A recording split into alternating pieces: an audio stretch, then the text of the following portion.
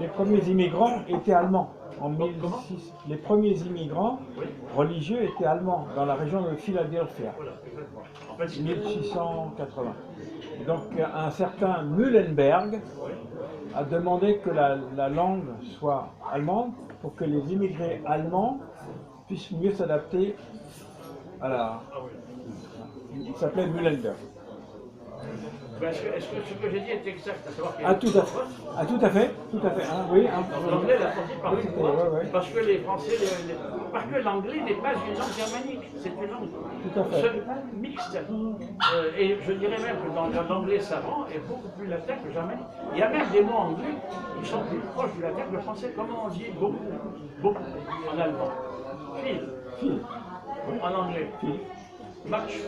Et en espagnol, mucho. Comment on dit sortie? Sortie en allemand. Ausgang. Ausgang. On dit sortie en américain. Hein. Oui, et en anglais on dit exit. En italien, uscita. On peut dire sortie, mais c'est un terme militaire qui, quand en avion de poche, c'est une sortie. On va prendre les prises de parole par vent. Oui, non mais. Voilà, on va prendre les prises de parole. Voilà, j'ai déjà 2 prises de parole. Il y a d'abord Michel, ensuite il y a Jean-Yves. Alors, Michel, c'est moi, je pars dans 5 minutes. Je pars à 8 heures.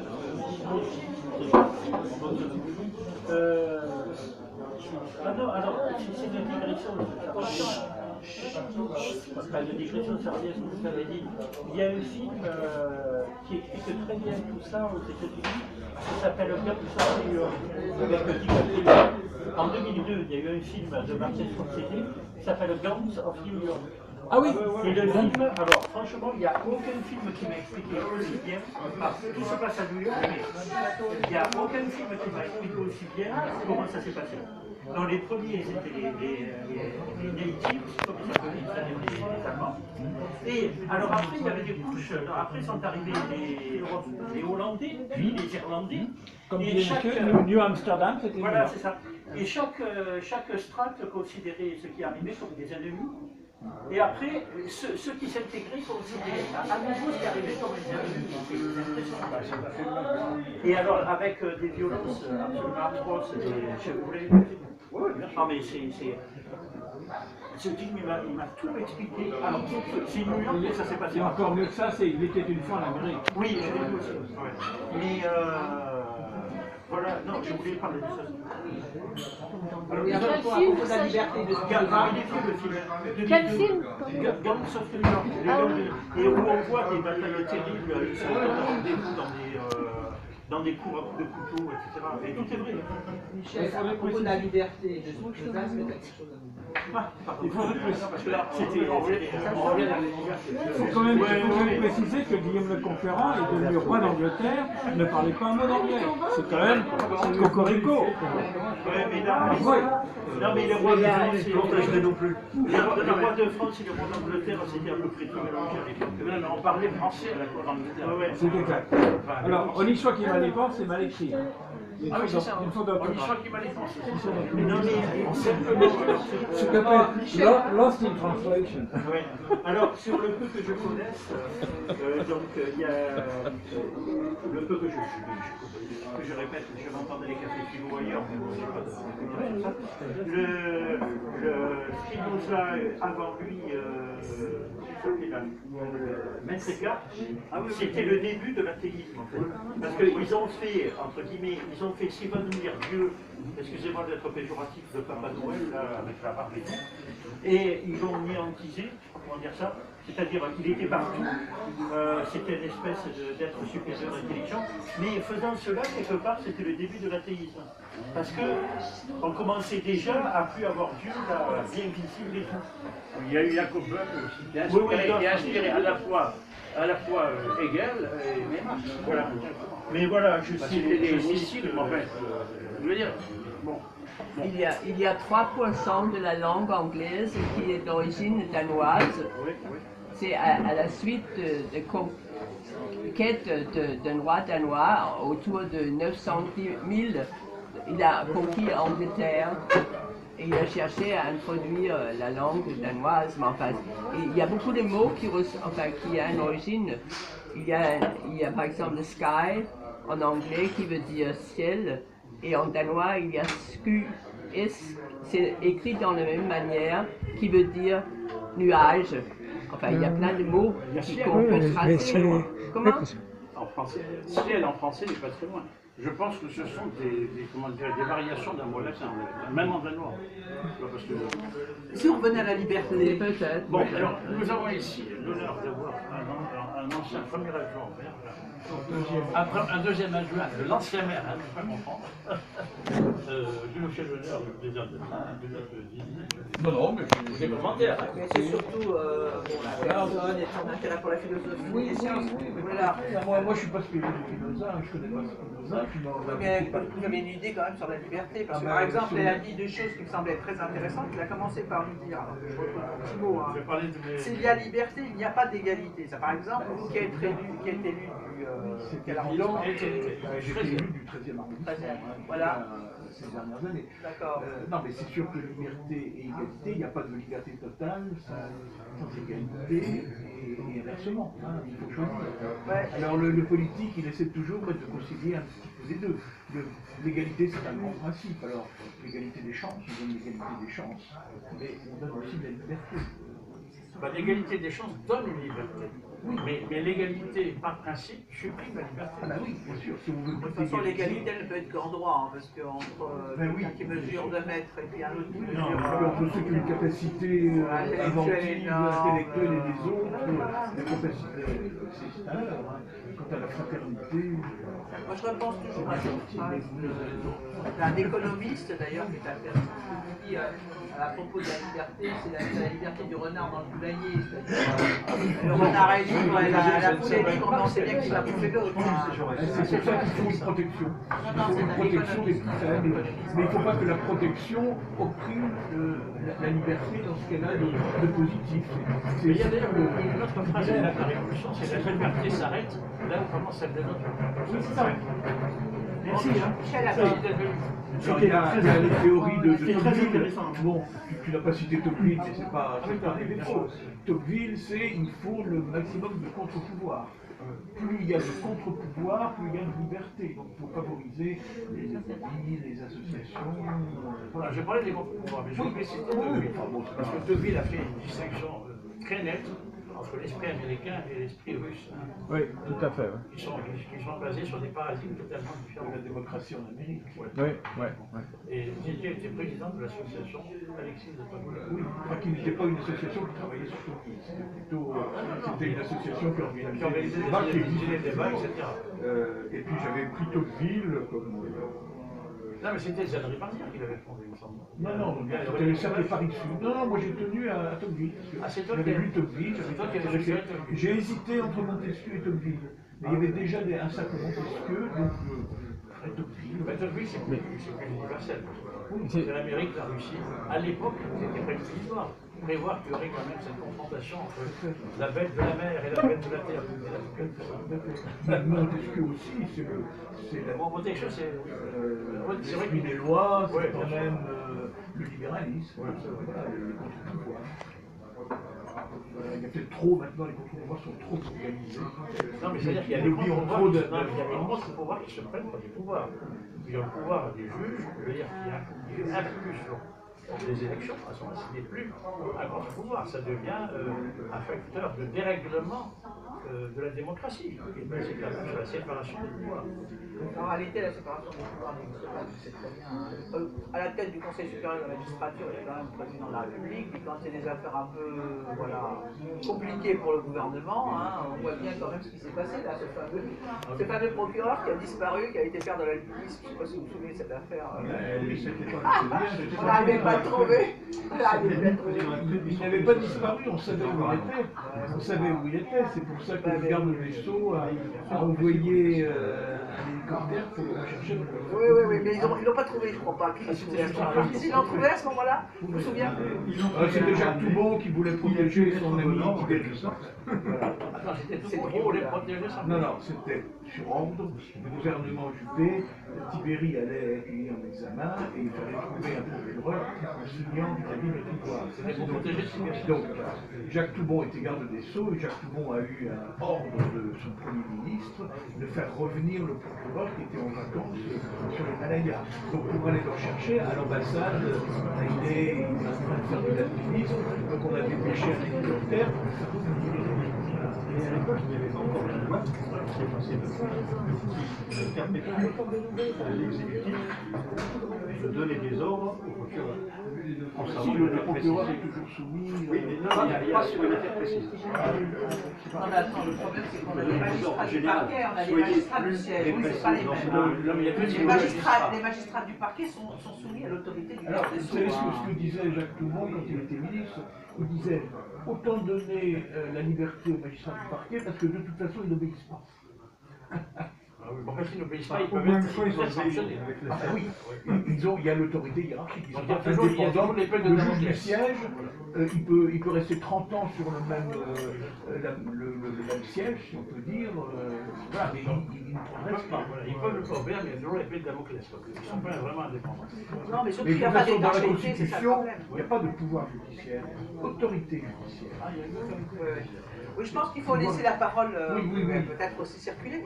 En tout cas, merci de votre intervention qui était très riche. Alors, il y a Jean-Yves qui voulait intervenir, puis après derrière. Voilà, non, toi, côté aussi. D'abord, à propos d'égalité, et après, au sujet de liberté, je crois qu'à l'époque où c'est apparu, égalité, c'est parce qu'il y avait des gens de la noblesse qui considéraient qu'il y avait. Enfin, c'était pas la ça n'a pas été, c'était pas de la majorité, puisqu'il y a eu un vote à l'époque de la Révolution. Mais, la différence essentielle entre les gens, je crois qu'elle existe toujours de deux manières, même si c'est pas le nom, etc. C'est par exemple par la puissance de l'argent ou toutes les formes de pouvoir qui font que l'égalité, c'est bon. Quand on dit égalité, les gens sont tous différents. C'est pas ça, c'est que cette égalité, à mon avis, C'est l'égalité en droit, c'est ça. Voilà, l'égalité en droit. Alors, moi je pense, je dirais dans mes explications, que égalité, ça vient de la Déclaration des droits de l'homme. Donc tout ça, c'est lié avec la vie du 4 août. C'est l'égalité de tout citoyen et la suppression des ordres, des aises clergés et des privilèges qui étaient attachés à ces ordres. Et l'égalité devant l'impôt. Alors que les nobles étaient exemptés Oui, depuis il y mort. avait des exemptions, le clergé aussi. Et vous savez comment les nobles justifiaient l'exemption d'impôt? Parce qu'ils servaient. Voilà. Leur Nous, on se bat. devaient fournir. On se bat, donc, voilà. Et le clergé, c'était nous pris, et puis le clergé, il avait des fonctions sociales. Il avait l'école, la santé, etc. C'était le clergé. Donc les autres, ils n'ont pas toutes ces charges-là, donc ils sont droits de payer les impôts. C'est-à-dire qu'en fait, le clergé payait de cette façon en nature, en s'occupant de l'éducation, de l'instruction, de la direction morale. Et la conséquence de l'égalité, c'est la constitution civile du clergé, où le clergé est rémunéré. Il n'a plus ses charges, il est rémunéré, ils sont des fonctionnaires comme les autres. Oui, mais à ce moment-là, ils ne sont plus en contre-pouvoir. C'est ça l'idée de la... Ah bah oui. Oui, c'est vrai qu'on a... Non, mais le clergé a toujours été un contre-pouvoir. Non, mais après, la constitution civile du clergé, je crois, a été destinée à ce qu'il soit un peu soumis à l'autorité civile. Un peu comme en Union soviétique, il y avait un clergé à l'époque, un clergé orthodoxe qui était accepté, agréé par le Parti communiste, puis il y avait les dissidents. En fait, c'était un... Lorsque Napoléon a fait le Concordat, c'était aussi une sorte de constitution civile du clergé. La liberté aussi. Le deuxième point, que devient la liberté quand votre travail passe par votre ordinateur, qui possède nécessairement le Wi-Fi, que le téléphone, parce que quand ils vous disent qu'ils voient les métadonnées, en fait, moi je suis sûr qu'ils disent carrément plus. Il y a des gens qui, même si vous n'êtes pas fiché S, d'ailleurs vous pourriez être fiché T, éventuellement, ou ZPQR, donc en fait, tout ce qu'on fait, il passe par, que ce soit le téléphone ou l'ordinateur, c'est sûr qu'il y a des gens qui surveillent et qui peuvent le prendre d'une manière ou d'une autre. quoi que ce soit, quoi. Et le côté, comment dire, c'est pas forcément un mal, mais à ce moment-là, il faut que les mesures soient prises pour que personne ne soit lésé et que sous prétexte de surveillance, comment dire, légitime, il n'y ait pas d'autres. C'est quand même Big Brother et puis la CNIL, la Commission nationale là, informatique on est et vraiment dans elle fait pas le grand-chose. grand-chose. Elle fait pas grand-chose. Là, il y a une nouvelle loi qui a été contre. Il y a une nouvelle loi qui a été contre. Car Macron a mis en demeure les comment dirais-je, comment on appelle ça, en leur disant, vous vous arrangez pour que les mineurs ne puissent plus accéder aux sites auxquels ils ont envie d'accéder. Sinon, on instaure comment dirais-je, le contrôle parental obligatoire. Good luck, bonne chance. Alors, il y a deux, trois prises de parole, alors on t'écoute. Donc, les exemples avec les plantes, ça c'est génial. Égalité des plantes, et égalité botanique. Quelle est l'intelligence botanique? La liberté botanique. Pareil, si on arrive à la fin à l'égalité politique, sociétale, et liberté politique et sociétale, on fait d'abord l'économie. Égalité économique, liberté économique. Santé, égalité de la santé, liberté de la santé. Des soins. Et de la santé. C'était l'exemple était sans intervention. C'était l'égalité des plantes, ça pousse comme il peut, comme il est inné. Donc, si on continue comme ça, égalité des pouvoirs, liberté des pouvoirs.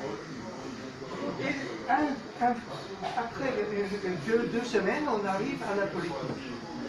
Et là, égalité politique, liberté politique. On ne peut pas mettre les deux dans le même panier. On a dans une optique, on mélange tout. On parle de la liberté botanique, intellectuelle, sociétale, économique. On parle d'égalité votée par les règles, etc. Donc on fait deux choses différemment. Donc si on fait, il faut avoir un peu égalité, un peu liberté. Il faut trouver cette moyenne comme dans la mathématique. Donc c'est comment on peut faire une réflexion intellectuelle sur des sujets matériels ou naturels et mélanger l'inverse.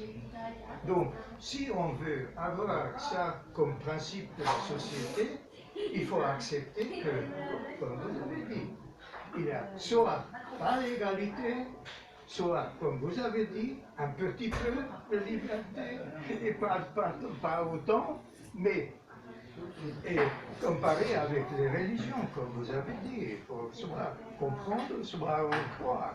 Donc, qu'est-ce qu'on fait dans ce sens-là? Je crois dans l'égalité économique et je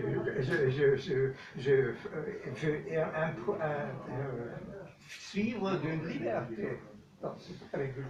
Donc, ça c'est une amalgame, à mon avis, qu'on ne peut pas résoudre avec notre intelligence parce que chacun a un autre point de vue.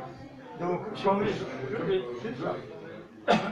je vais citer une anecdote amusante. Je ne sais pas si vous avez vu les carnets de Major Thompson, de Pierre Danicus. Alors, il donne un exemple.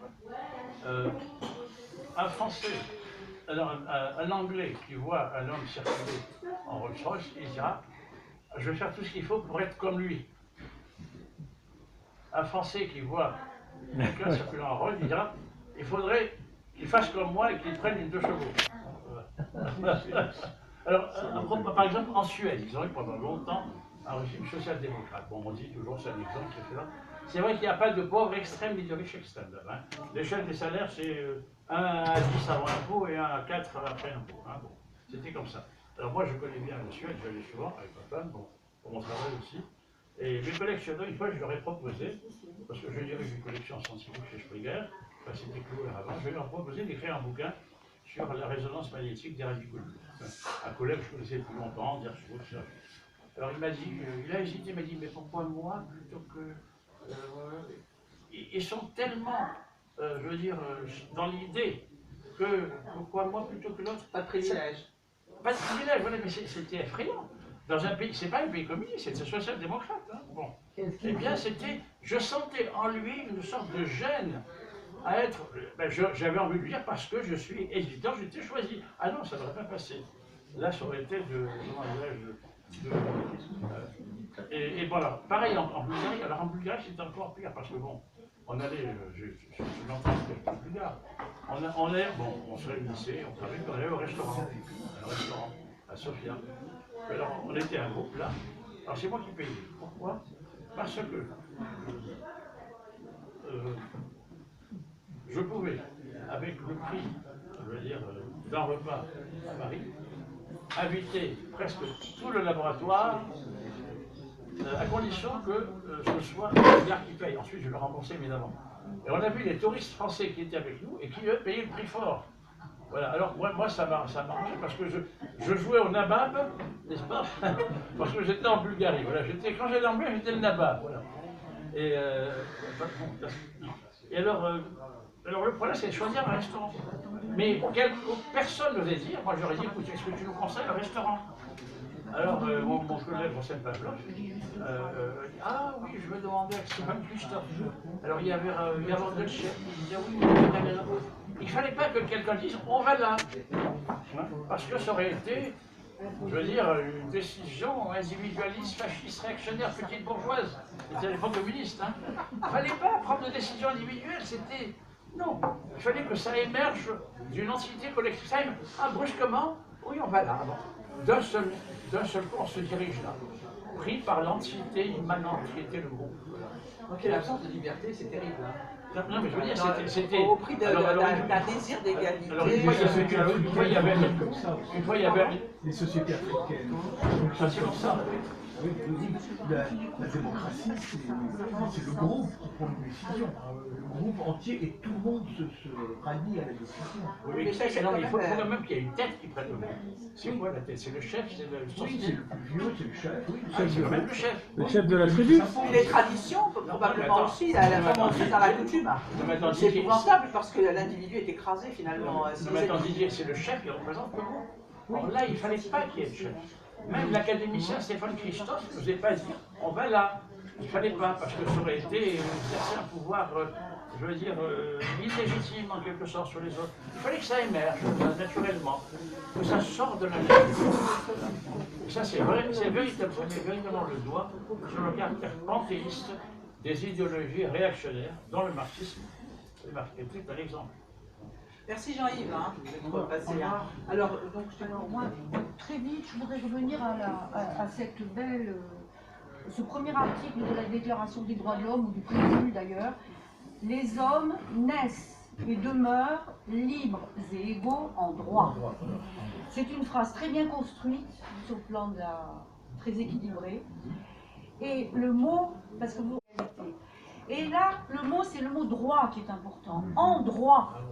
C'est les droits naturels. Après, qu'en font les hommes? Donc après, qu'en font les sociétés? Qu'en font les lois que les hommes créent? Et c'est tout ce qui fait justement les difficultés. Et l'exemple du califat qui accorde contre impôt la liberté de culte, il y a un contrat. Et ceux qui acceptent, les chrétiens qui ont accepté se sentaient libres, mais il y avait un contrat. Donc il y avait un accord, et quand il y a accord, c'est un accord de type féodal en fait. Ben voilà, mais ça fait rien. L'accord permet la liberté. Pas peut-être l'égalité, mais au moins la liberté. Ce qui était très important. Et en quelque sorte aussi l'égalité, puisque eux aussi avaient le droit d'exercer leur religion. Donc voilà, mais surtout je voulais dire que ce qui était important, c'était le droit. Et que le droit, c'est les hommes qui en sont responsables. Et que la phrase de départ, c'est une belle phrase, parce qu'elle vient à ce qui est au droit naturel de l'homme. Vous Voilà. parlez de la phrase de Spinoza ou de la phrase de la Constitution? De la Constitution, des droits de l'homme, Ah oui, la carrément. Déclaration des droits de l'homme Ah, française. mais c'est vrai. Oui, c'est vrai. En droit, c'est en droit quand on dit souvent. Quand on dit Voilà, souvent c'est en pour droit, ça que je d'ailleurs. voulais parler. Parce qu'on parle maintenant de droit au logement, de droit. Voilà. Mon fils me dit, mais moi j'ai pas de nana, pourquoi je n'ai pas droit à une nana? Bon, je veux dire, ça va très loin. Hein. D'abord, il n'y a pas de droit sans devoir. Vous savez qu'au Québec, ils ont institué un devoir associé au droit dans l'institution de la santé. Par exemple, des gens qui fument ou boivent trop, c'est-à-dire qui ne surveillent pas de leur santé, ont un malus dans leur cotisation à la sécurité sociale. Enfin, c'était le cas il y a une quinzaine d'années, je ne sais pas si ça existe encore. Ça existe pour les automobilistes. L'automobiliste, il y a le malus, le bonus et le malus. Il a le droit de faire ce qu'il veut, mais attention, ça se paye. Or, actuellement, dans une société où le droit ne se paye pas par un devoir équivalent. Moi, ce qui me frappe surtout, c'est qu'on a l'impression qu'on est dans une société où on est constamment surveillé. Moi, je comprends d'un certain enfin, je comprends pour une grande partie les revendications, par exemple, des jaunes. Le sentiment d'être fliqué en permanence. On n'a plus le droit à l'erreur. Par exemple, tous ces radars qui sont mis partout sur l'autoroute, hein, ces amendes qui sont exorbitantes. J'adore. Elle se bagarre avec un flic, là, une fois. Non, mais à tous les niveaux. Je veux dire, à tous les niveaux, les gens ont le sentiment d'être finalement constamment surveillés. Et ça, c'est vraiment insupportable. Moi, il m'est arrivé, si on a un permis de conduire, en règle générale, c'est qu'on est plutôt responsable. Hein, on a passé. Donc, si on décide à un moment, parce qu'il n'y a aucun risque pour personne de faire un demi-tour dans un endroit où on n'est pas censé le faire, mais où il n'y a absolument personne, voilà. Et s'il y a une caméra qui vous voit là, vous êtes tout de suite flashé et c'est un peu. On est une société qui est basée sur la défiance. Relisez le mal français d'Alain Perfit.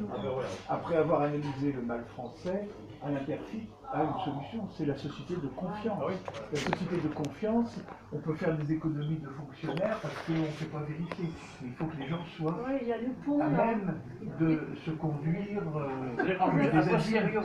On a fait confiance pour le pont qui vient de s'écouler. On a fait confiance pour le pont qui vient de s'écouler. Il était... Qu'est-ce que c'est le pont qui s'était écoulé en Dordogne, le pont qui s'était écoulé. Ah oui, c'était limité. C'était limité à 19 tonnes. La société de confiance, elle est forcément limitée. Et alors, dès lors qu'on crée un droit, effectivement, on met des gens pour contrôler l'application de Tous les loi. accidents causés par C'est là jusqu'à... Moi j'ai vu par exemple en Chine, ce qui se passe en Chine, c'est épouvantable. Ah oui, la Chine, c'est mon sujet. Non mais c'est affreux parce que sur internet par exemple, ils vont tenir des propos sur des forums, des choses comme ça, ils sont fliqués et du coup s'ils veulent quitter leur province pour aller pour partir en voyage, je sais pas, dans la province d'à côté, et ben on les autorise pas à le faire. Non, le gars qui paye pas ses impôts, c'est marqué sur internet, un tel n'a pas payé ou est en retard. Big Brother is watched 1984. Moi j'ai l'impression qu'on est dans une société de plus en plus totalitaire. Parce qu'il y a le pouvoir politique qui fait des lois, des décrets, etc., qui sont souvent pas intégrés, mais il y a aussi les médias qui nous bombardent et nous manipulent en permanence. Ah oui. Alors on se sent peut-être libre, mais au bout d'un certain temps, il y a une réaction de rejet, on se rend compte qu'en fait, on nous donne pas des informations, mais des jugements. On veut nous mener à produire des jugements. Et ça devient de plus en plus totalitaire. On va vraiment vers le Big Brother. Tu sais, George Orwell, il a écrit ça, je ne sais pas comment, c'était dans les années, je crois, il a écrit 1984. Il donnait comme horizon 1984, mais là, on y va. Et pire encore, par exemple, on s'est battu quand même pour la confidentialité, pour le secret médical, le secret professionnel, tout ça. Et maintenant, on a l'impression que tout ça, ça circule. Il y a des tas de fichiers qui circulent sur des tas d'informations nous concernant. En plus, ils se les refilent entre eux, ils se les revendent et tout. Donc, il y a des tas d'informations qui nous concernent. Moi, je reçois sur Internet, comme vous, des publicités pour acheter des livres.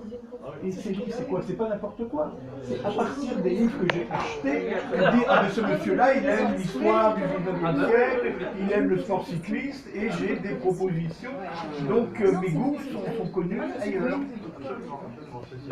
Non mais pour moi c'est pas le plus grave, ça c'est, bon je dirais presque que c'est, je dirais pas l'unique, mais c'est un service en fait. On sait ce qui vous intéresse, puis on vous propose ce qui vous intéresse. Et là où ça va, où ce n'est pas acceptable, c'est quand on vous interdit de vous exprimer librement, quand on cherche à orienter votre pensée, et puis surtout quand on procède à un renversement des valeurs. Hein. L'art, je veux dire, le sens du mot est inversé. Je pourrais presque dire en imitant George Orwell, le beau c'est le lait, hein. La vérité c'est l'erreur, la liberté c'est l'esclavage, je l'ai cité, c'est dans George Orwell.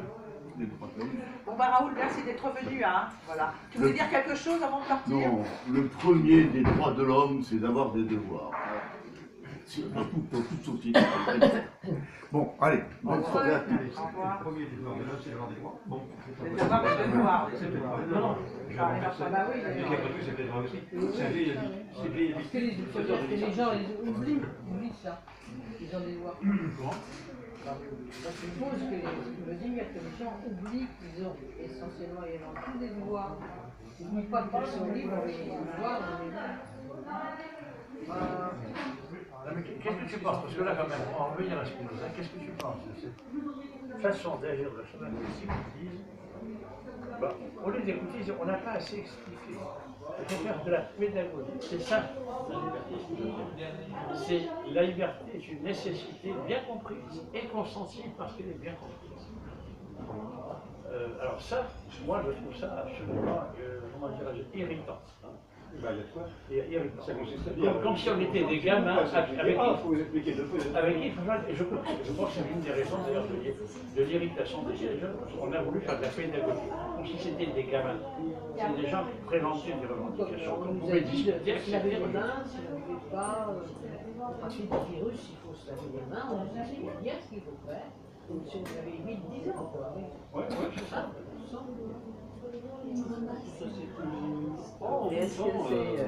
Je me lave beaucoup plus souvent les mains maintenant à chaque fois que j'en ai l'occasion, après avoir entendu à la radio, le gars, j'ai oublié son nom d'ailleurs, qui expliquait qu'effectivement, il fallait pas louper l'occasion de se laver les mains, parce que les poignées de porte pouvaient être bien pires que les culottes de soleil. Ça c'est vrai. Non mais même les portables, l'écran des portables. Si vous voyez au microscope ce qu'il y a, comme moi j'y suis, là vous serez effrayé. Ça c'est vrai. Et je me rappelle que Zemmelweis, se rendant compte qu'il fallait se laver les mains avant de faire l'accouchement, il s'est aperçu qu'il y avait un problème. Parce que les étudiants en médecine allaient d'abord à comment dirais-je, disséquer les morts, et ensuite ils venaient aider à l'accouchement. Alors ils transmettaient des néocytes. Au début on ne connaissait pas ça. Alors ils disaient comment dirais-je, des humeurs malfaisantes. Tu connais les clients quand même, leur faire basé de bonnes intentions. Donc vraiment sous couvert de faire de la prévention, on nous infantilise, je trouve quand même beaucoup. Hein. Et en même temps, des fois, ça dépend, des fois c'est utile quand même. Je prenais l'exemple de ce qu'elle est les campagnes de je me lave les mains plus depuis. Est-ce que j'ai moins de gastro? J'en avais pas tellement avant. Non, mais ça c'est quand même, c'est pas de la manipulation politique, ça c'est des choses sociales qu'on conseille aux gens, et je crois que le devoir du gouvernement de dire aux gens. Non mais le vrai souci c'est quand même les contre-pouvoirs, c'est-à-dire qu'on a l'impression que, bon bah voilà, ils sont muselés, ces contre-pouvoirs n'existent plus, ou ils sont entre les mains de lobbies puissants, qui, voilà. Il y a un truc qui est dommage, c'est que l'expérience de Stanford était pour l'essentiel bidonnée. Population prise au hasard, des étudiants, c'est une expérience de psychologie sociale, ils appellent ça comme ça les Américains. Une partie c'est les prisonniers, l'autre partie c'est les gardiens. Et après ça, débrouillez-vous, vous êtes obligés d'arrêter l'expérience parce que les gardiens en faisaient un peu trop. Ah ben oui, ça c'est cool. Dans le genre sadique. Alors en fait, elle a été bidonnée, on sait, effectivement. Ce qui est dommage, c'est qu'effectivement, il l'est bidonné parce qu'en réalité, c'était bien plus complexe.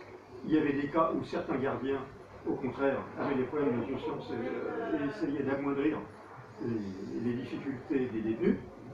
Il y avait surtout, en ayant fait que cette expérience bidonnée et n'ayant pas essayé, mais c'est peut-être trop complexe, de faire l'expérience vraiment avec un bon protocole reproductible, on se serait rendu compte qu'effectivement, il y a quelque chose. Ça, c'est mon bon sens qui me le dit, puisque je n'ai pas dit pour m'appuyer dessus. Mais je pense que là où il n'y a pas de contre-pouvoir, il y a obligatoirement au bout d'un moment, abus de pouvoir, tout simplement parce que je me mets à la place de celui qui a du pouvoir, j'ai pas de contre-pouvoir, tiens, pendant que j'y suis, je vais faire ça aussi. Bon, Mais il y a aussi des... parce qu'on choisit la facilité. Et puis là où il n'y a pas, là où il y a abus de pouvoir, bah, il y a un moment où même si on est vraiment, on arrive au pouvoir avec la volonté d'être intègre, il y a un moment où la tentation, de même on arrive au pouvoir avec la volonté de ne pas en abuser, il y a un moment où ça devient trop facile, on se dit non, c'est pas possible. Le pouvoir corrompt, le pouvoir absolu Et corrompt. à partir du moment où, effectivement, on a pris l'habitude de l'excès de pouvoir, arrive presque mécaniquement, dirais-je, la corruption. Et à partir du moment où arrive la corruption, arrive le frein aux initiatives, le frein au développement économique. Et c'est là que la philosophie finalement fait place à la psychologie, la psychologie humaine, psychologie collective. Je dirais, oui. Parce que moi je pense aussi au phénomène de soumission à l'autorité. Je veux dire, ça aussi c'est un phénomène qui est... Là par contre, celui-là, ça a été, l'expérience est reproductive d'ailleurs, elle a été reproduite.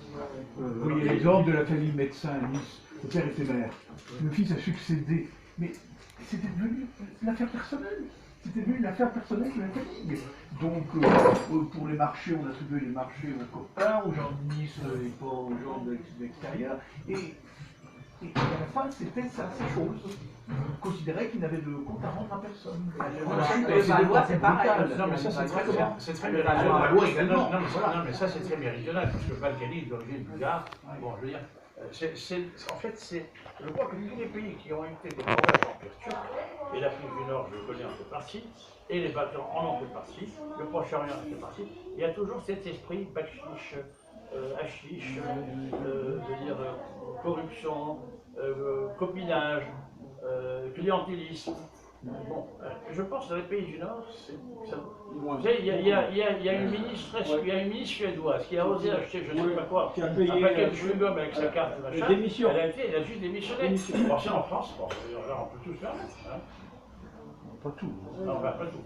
Les affaires des assistants parlementaires, heureusement qu'il y a des contre-pouvoirs. Fillon, le Front National, maintenant on est quand même surveillés. Les élus sont très surveillés. Sauf sur leur vie privée. On les laisse tranquilles sur leur vie privée. Pas tout à fait, parce que maintenant, alors là, ça devient une obsession. Hein, voilà. Elle sait de quoi je vais parler. Hein, il y a un chirurgien qui a été poursuivi. Alors c'est devenu une manie, hein, maintenant tout le monde se réveille. Qui est poursuivi pour, comment dirais-je, je sais plus, attouchement sexuel. Sur bah oui, et ça 30 ans après, voilà, 20 ans après, sur c'est l'histoire de Polanski. Polanski, ouais. Avec Polanski, bah, écoute, je crois qu'il a même épousé une gamine à l'époque, mais il faut savoir ce que c'était. C'est sa maman qui lui a dit, ma fille, tu vas que ce mec, il peut te donner un bon rôle. Elle a joué l'entremetteuse. Et puis bon, elle-même d'ailleurs ne voulait pas déposer de plainte. C'est sa mère qui voulait se faire du fric. Bon, je veux dire, alors il n'y a pas que ça, mais maintenant c'est tout le monde. Il y a comment il s'appelle le député là, Tron. Oui, avec les massages. Voilà. Alors qu'il faisait des massages de pieds, bon, je sais que ça lui faisait plaisir de masser les pieds de ses secrétaires, mais ça devait leur faire plaisir aussi. Et brusquement. Peut-être que ça allait un peu plus haut que le pied. Je veux dire, ça devient obsessionnel. Ça devient obsessionnel. Alors, moi je comprends comment il s'appelle l'académicien là. Alors là, il a explosé, il a dit violer. Moi, je viole ma femme tous les soirs. Bon, je veux dire, à 70 ans, non, mais je veux dire, ça devient horripilant. Franchement. C'est Philippe Calcrotte qui a dit ça. Alors maintenant, il y a toutes les associations féministes. Ils veulent l'expulser de l'Académie française, etc. Moi, je me demande en fait, s'il y en a qui a poursuivi Polanski pour sortir quand par hasard elle se réveille quand ce film sort, je me demande si elle n'est pas de mèche avec lui, s'il lui a pas proposé un petit pourcentage pour faire la promotion du film. Ben, évidemment. D'ailleurs, mon fils, il n'a jamais entendu parler de ce film, il s'est dit tiens, je veux le voir. Bon, voilà. Donc, ça lui fait l'américaine qui a soi-disant été violée par Polanski, à l'époque, Sharon Tate. américaine, a dit je ne veux plus porter plainte, je retire mes plaintes. Non, mais c'est pas Charentais, c'est... Non, c'était sa femme. C'était la C'était sa femme. femme. Elle a été tuée par une bande... Oui, Non, c'était une gamine de 13 ans, c'est une gamine de 13 ans qui voulait faire du cinéma. Voilà. Et ce qui n'est pas très clair dans cette affaire, c'est un peu comme l'affaire de, comment elle s'appelle, Douaneau. Je crois que c'était ça, Douaneau, c'était celui qui faisait...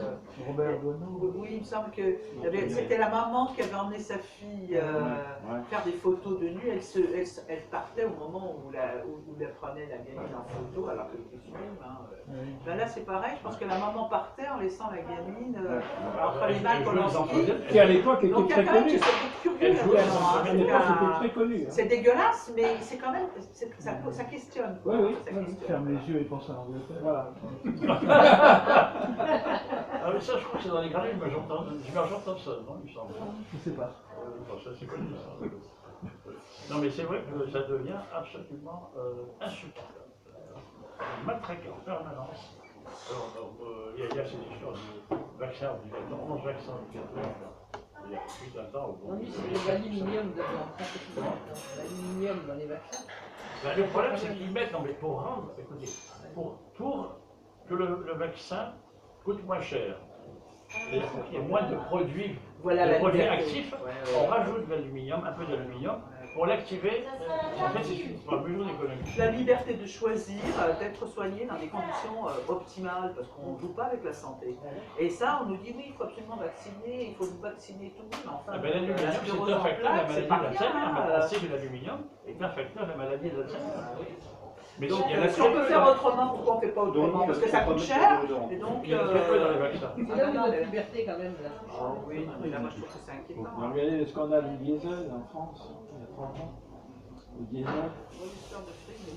C'est vrai quand même que le diesel, si jamais, tant que le diesel n'a pas disparu, ça fait, j'ai pas fait le compte, hein, d'autres l'ont fait, on peut évaluer le nombre de morts que ça fait. Mais on ne saura pas qui c'est. C'est ce que disait Alfred Sauvy.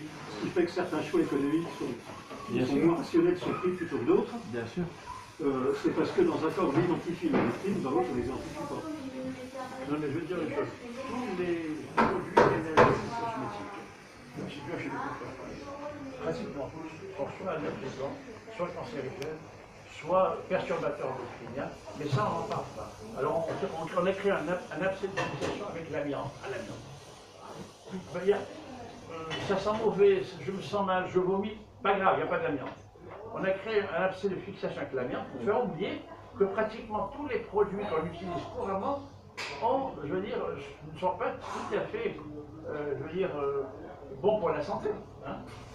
C'est logique, ça pourrait même se déduire a priori, presque à partir d'un raisonnement de philosophe qui tombe des cartes, on va dire. C'est-à-dire que tous ces produits sont là pour éliminer des entités à caractère biologique. Donc ce sont des poisons. Ce qui est grave, c'est toute cette langue, c'est-à-dire on parle de démocratie sanitaire, alors qu'on sait très bien que les priorités sanitaires ne sont pas les bonnes. Hein, et que, en effet, là, le rôle des lobbies est énorme. Là, quand on voit par exemple le scandale du Mediator, et que c'est partout c'était interdit et que nous on a continué à le vendre parce que c'était un des laboratoires. Non, mais ça c'est une question de... Tout ça c'est non, une mais question là, d'argent. Non mais il y a quelque chose d'idéologique dans l'idée que les gens doivent obéir à une sorte de nouveau, comment dirais-je, de nouvelle élite, en quelque sorte, hein, autoproclamée, et que s'ils ne comprennent pas que c'est pour leur bien, il faut leur expliquer. Il n'y a rien qui mérite autant que de dire, une fois on a eu réunion chez l'idée de dire, et il y a quelqu'un qui a dit, on n'a peut-être pas assez expliqué. Alors Jacques Toubon, qui n'était pas con, a dit non, ça va, bon, vous savez, je crois. Moi, en tout cas, je ne me laisserai pas avoir par cet argument. C'est l'argument irritant possible, on n'a pas assez expliqué, comme si on était un gamin. Moi, quand je donnais mes cours à la fac, c'était moi qui expliquais, on n'avait rien à m'expliquer. Ce n'est pas des hommes politiques, des gamins qui sont débarqués quand ils ont été élus, je sais très bien ce qui est bon pour moi. Alors je reçois des coups de fil tout le temps en m'expliquant qu'il faut, etc. C'est cette idée qu'en réalité, je suis libre Si je comprends ce qu'on veut m'imposer, mais non, je ne suis pas d'accord. Non, mais parce que toi, tu n'es pas une experte, c'est ce qu'on essaie de te dire. En fait, tu n'as pas d'expertise. Donc, à partir du moment où tu n'as pas d'expertise, tu ne peux pas véritablement Même comprendre si le j'ai une problème. expertise, un bon marin, c'est celui qui sait aller dans le sens contraire du vent. Par principe, si on cherche à m'imposer un truc, je fais le contraire. Si je suis dans moi, je suis contre les experts, parce que les experts ne voient que... Oui, mais il n'y a pas que les experts, parce que les gens des médias ne sont pas toujours des experts. Ils prennent des airs d'experts, ils prennent des professoraux, des convoques. Je pense aux deux là qui se font l'affaire, comment dirais-je, à BFM, par exemple. Voilà.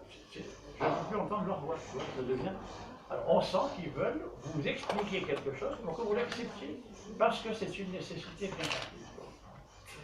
Moi, je dis toujours que la liberté, c'est ça aussi de choisir. Non, c'est y compris de choisir ce qui n'est pas forcément bon pour vous, mais vous l'avez choisi. Exactement, voilà, c'est ça. Mais vous l'avez choisi, plutôt que qu'on vous assène une vérité en vous disant oh, vous n'y connaissez rien, vous savez, nous on est des experts, on va vous expliquer. Peut-être que vous n'avez pas tout compris, c'est pour ça que vous n'avez pas pris la bonne décision en fait. Hein. Quand tu parlais, quand tu parlais tout à l'heure de la circulation routière, je pense que toutes ces règles et lois qui sont introduites et les limites comme des radars, c'est fait après des analyses approfondies, des enquêtes, des recherches par les sociologues ou ceux qui observent la circulation et ceux qui mesurent la dangerosité de la vitesse. Personne, j'ai remarqué, maintenant je ne conduis plus de voiture, j'ai plus de voiture, mais dans le passé j'ai conduit et je me rappelle qu'il y avait cette règle qu'il fallait tenir une distance et ils avaient fait des essais là, ils voyaient comment les voitures, si on n'a pas une certaine distance de la voiture devant, à ce moment-là, si on doit freiner, à ce moment-là c'est inévitable qu'on entre dans une voiture. Ça c'est des bonnes règles, des règles basées sur l'intérêt, disons, commun. Sur le bon sens. Mais non, il ne s'agit pas. Ce que je veux dire, c'est qu'on cherche par le biais de ces règles basées sur l'intérêt commun, sur une analyse technique, scientifique, rigoureuse, on cherche à infiltrer par le biais des choses qui ne sont pas dans l'intérêt commun. C'est ça qui est irritant. Je pense que c'est même un moyen de remplir des caisses. Hein. Moi je crois vraiment que c'est un moyen aussi de remplir des caisses, c'est-à-dire bon ben on a une voiture donc finalement on a les moyens donc on a les moyens d'avoir une voiture donc du coup on a aussi les moyens de payer des amendes. Et je crois que c'était aussi fait pour faire rentrer de l'argent. C'est ça que les gens ont compris. Ils ont compris que c'était pas seulement pour leur sécurité. Mal compris parce que les Français sont connus à ne pas vouloir suivre des règles.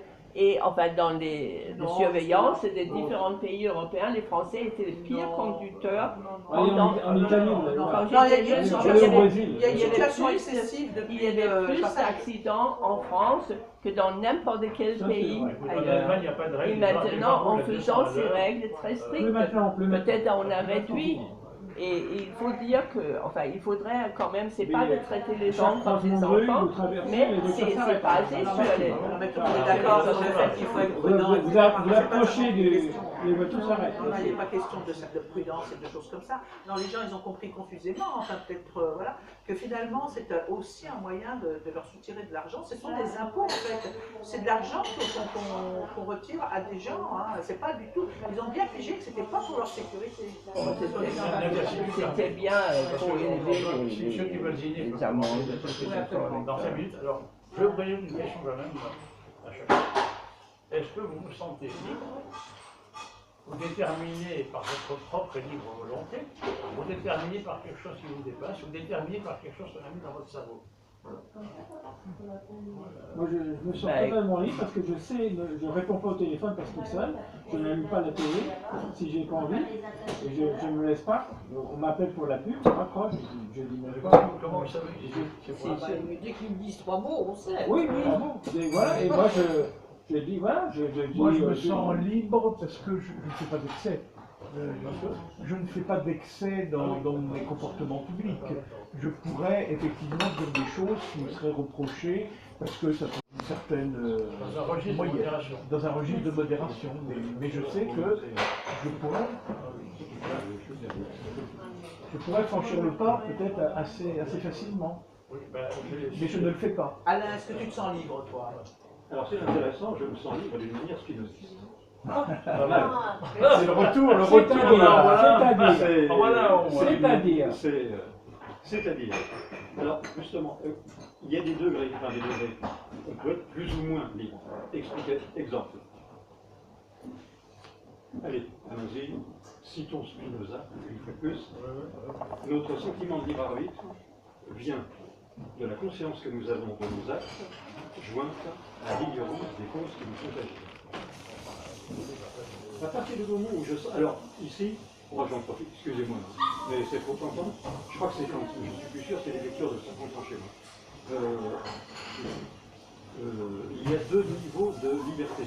Il y a une liberté, disons, la plus évidente, de ne pas être empêché. La pierre tombe en chute libre. C'est surtout ça, chute libre. Mais enfin, la pierre aussi, il faut dire, rien ne m'empêche de tomber, c'est bien. Maintenant, il y a une autre liberté, d'un niveau plus élevé, qui est de vouloir... La pierre peut dévier sa trajectoire. Non, pas... je ne suis pas empêché de faire ce que je veux, mais est-ce que je suis libre de vouloir ce que je veux? Et c'est là que ça devient intéressant. C'est là qu'on arrive à Spinoza. Oui. Bon. C'est-à-dire, j'en reviens à mon cas précis personnel, je vois une pub, je sais que cette pub est en train de m'influencer. Je peux me laisser influencer, éventuellement.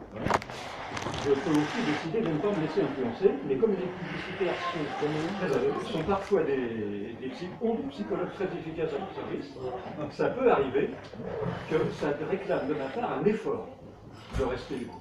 C'est pas si évident. Il y a des publicités qui font envie. Comme j'ai lu contre. Comme je blague. Ah, c'est vrai. Mais bon. Il faut mettre des boules de caisse. Alors je dirais que dans la mesure où je comprends ce qui me pousse à agir de telle ou telle manière, comme disait Spinoza, je suis libre, mais ça ne suffit pas, il faut en plus être capable de faire l'effort. Alors maintenant, bon, ce serait presque une digression. Parce qu'il faut se demander. Bon, ben, je vais vous laisser. Vous restez pas manger avec nous? Non, je devrais rien, j'ai du travail, dommage, je pars en province, donc... Bon, en tout cas, on a été ravis de vous avoir avec nous. Oui, mais une prochaine fois. Mais la prochaine fois, ça sera en décembre, ça sera le troisième jeudi, le troisième mercredi aussi. Ah, c'est ça, un troisième mercredi. Oui, c'est ça. J'espère ici. Oui, ici, c'est l'influence des séquences musicales sur les organes biologiques. C'est le président de la Société Génésique. Il vient parler des expériences sur les tomates. Bon, merci. Au revoir. À bientôt. Au revoir. Vous restez manger? Non, vous rentrez aussi. La même raison. La même raison. Ah.